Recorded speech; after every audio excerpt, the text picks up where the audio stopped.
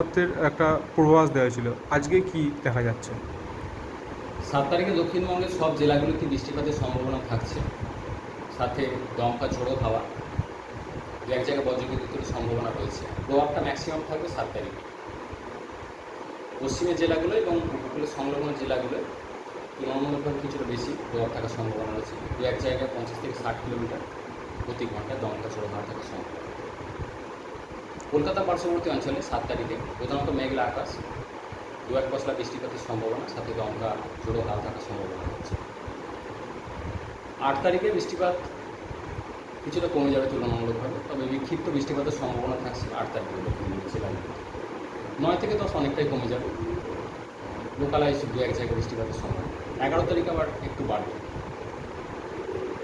তাপমাত্রা প্রধানত মেঘলা আকাশ থাকার কারণে এবং বৃষ্টিপাতের কারণে 7 থেকে 8 তারিখ দিনের তাপমাত্রা অনেকটাই কমে যাবে, যেটা তাপপ্রবাহ চলছিল পশ্চিমের জেলাগুলি বা অন্যান্য জেলাগুলোতেও দক্ষিণবঙ্গে বড় অস্বস্তিকর ওয়েদার ছিল। তাপমাত্রা 4-5 ডিগ্রি অনেকটাই কমে যাবে। কলকাতার ক্ষেত্রে যদি বলা হয়, দিনের সর্বোচ্চ তাপমাত্রা গত 24 ঘন্টা ছিল 37 ডিগ্রির কাছাকাছি। 7 থেকে 8 তারিখের মধ্যে এটা কমে প্রায় 30 থেকে 31 ডিগ্রির কাছাকাছি নেমে আসার সম্ভাবনা রয়েছে। উত্তরবঙ্গের জেলাগুলিতে দু এক জায়গায় বৃষ্টিপাতের সম্ভাবনা থাকছে আগামী 4-5 দিন, দু এক জায়গায় বজ্রবিদ্যুতের সম্ভাবনা রয়েছে। 7 তারিখের প্রভাবটা বেশি থাকছে দক্ষিণবঙ্গের জেলায়। কলকাতার ক্ষেত্রে আজকে আমরা সকাল থেকে দেখতে পাচ্ছি বৃষ্টিপাত হচ্ছে, কিন্তু গরমটা কমছে না।